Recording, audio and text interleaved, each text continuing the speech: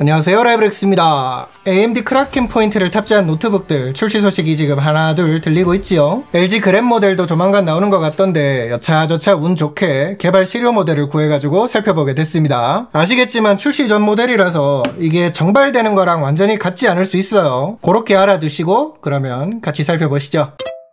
제일 먼저 디자인. LG 그램이라고 하면 딱 연상되는 이미지가 있죠. 미니멀리즘과 심플함, 가벼움, 휴대성, 화이트 톤의 깔끔한 느낌, 그쵸? 지금 이렇게 딱 보셔도 아실 텐데 방금 말했던 그런 요소들이 다 들어가 있습니다. 하얗고 심플하고 깔끔해요. 주변에도 보면 이제 이런 외형이라서 그램만 고집하는 분들이 있던데 평소에 이런 거를 선호했다고 하면 디자인 측면에서는 크게 꼬집을 건 없을 것 같습니다. 무게는 직접 재봤을 때 1.2kg이 조금 넘게 나오더라고요. 그렇다고는 하지만 실제로 들어보면 무게감은 확실히 가벼웠어요. 그러니까 이 무게, 휴대성은 확실히 장점 같습니다. 노트북이라는 게 결국 이동하면서 쓰는 빈도가 높을 수밖에 없는데 휴대성이 좋은 거니까 이거는 무조건 좋은 점이 되겠죠. 참고로 인터페이스는 USB Type-A 포트 2개, USB Type-C 포트 2개, HDMI 포트, 오디오 잭이 있습니다. 그 다음은 퍼포먼스. 아마 이 영상을 보시는 분들이 제일 궁금한 게 이 부분이 아닐까 싶어요. 제가 테스트하면서 써본 모델 기준으로 스펙을 보면 AMD Ryzen AI7 350 프로세서, 32GB 램,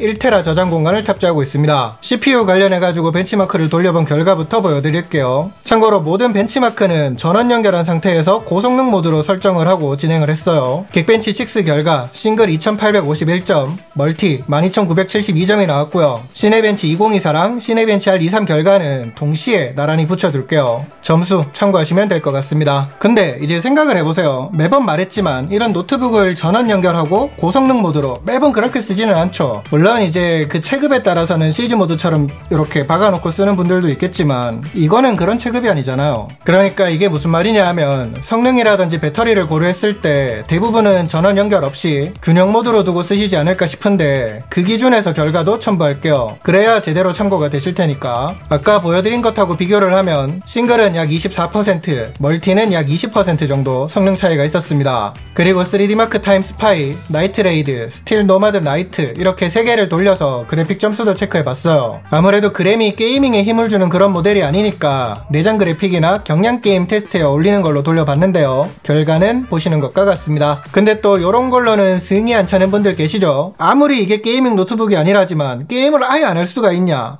그런 분들. 그래서 또 최근에 가장 핫한 몬스터 헌터 와일즈 기준으로 간단하게 살펴봤습니다. 아니면 어차피 롤이나 오버워치2 같은 거는 충분히 잘 될 테니까요. 아무튼 그래서 요게 모넌 설정해보면 프레임 생성 기능이 있거든요. 그거를 켜고 벤치마크 돌려봤고요. FHD 해상도, 그래픽 프리셋 매우 낮음 설정에서는 평균 44.01 프레임, 그래픽 프리셋 중간에서는 32.79 프레임이 나왔습니다. 참고로 몬스터 헌터 벤치마크를 돌리면서 발열을 체크했을 때 키보드 부분으로 가장 뜨거운 곳 온도는 42에서 43도 수준이 나왔습니다. 이런 상태에서 평소에 손가락이 많이 닿는 위치는 그렇게까지 뜨겁다는 느낌은 없었어요.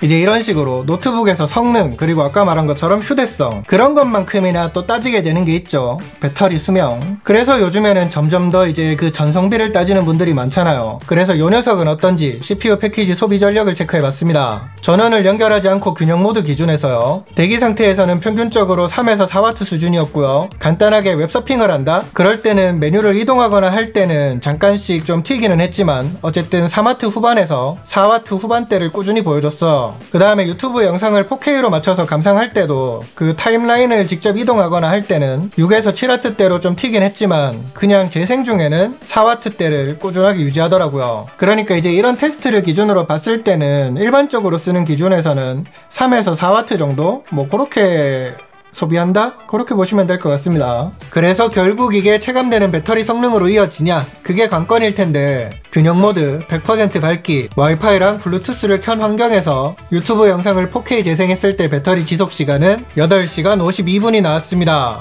보통 100% 밝기로 쓰지 않는다는 것을 생각하면 일반적으로는 조금 더 쓸 수 있겠죠. 마지막으로 요즘 노트북에서 대부분 많이 강조하는 게 AI랑 NPU죠. CPU 정보를 보니까 NPU가 50탑스라고 강조가 되길래 궁금해가지고 살펴봤습니다. 긱벤치 AI 결과 첨부할게요. 그리고 요즘 보면 챗GPT도 그렇고 이미지 생성이 좀 더 좋아지니까 요런데 또 관심 갖는 분들이 많이 보이더라고요. 그래서 이걸로 마이 에디트 등 해가지고 좀 활용해 봤습니다. 근데 뭐 크게 불편하거나 제약은 없어 보였어요. 그리고 AI 이야기를 한 김에 말이죠, 그램에 보면 요렇게 그램 챗 클라우드 요런 게 있더라고요. 요즘에 또 요런 AI에 관심 갖는 분들 많으니까 이거는 구글 캘린더라든지 마이크로소프트 365 같은 거랑 연동해가지고 활용도 가능하더라고요. 그러니까 굳이 캘린더나 프로그램을 열지 않아도 이걸로 채팅으로 내용을 찾거나 관리하는 게 가능하다, 요런 거는 좀 재밌더라고요.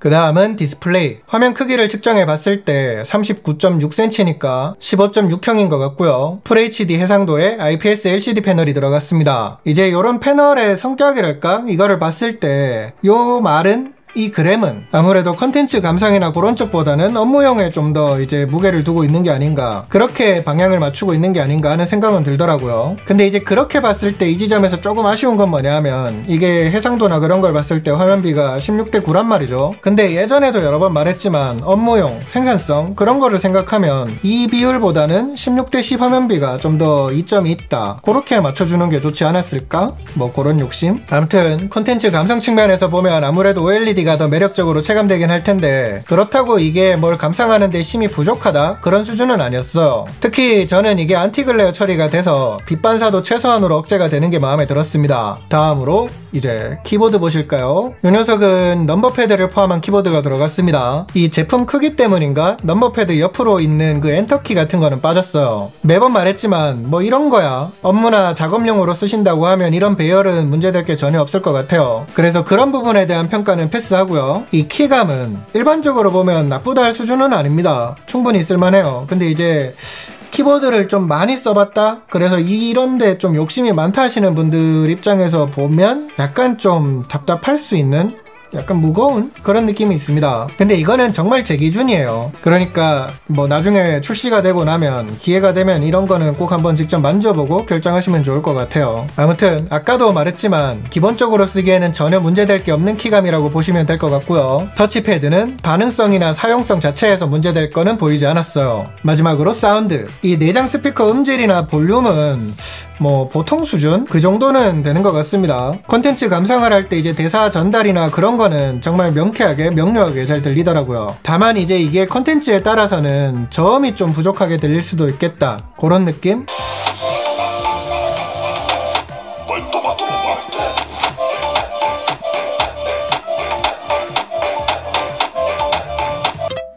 마지막으로 이게 이제 정식으로 나온 게 아니다 보니까 아쉬운 점을 지금 말하는 게 맞나 싶기는 해요. 근데 이거는 변하지 않을 것 같다 싶은 걸로 말씀을 드리면, 터치패드 크기가 저는 좀 아쉬웠습니다. 조금 더 커져야 이게 쓰기에 더 편하고 괜찮을 것 같더라고요. 작업하고 할 때 특히 더. 그 외에는 제가 지금 이 제품에 대한 정보가 전혀 없어가지고 가격 정보도 전혀 모르고요. 그래서 뭐 그런 부분을 기준으로 잡고 평가하는 거는 많이 어렵네요, 지금은.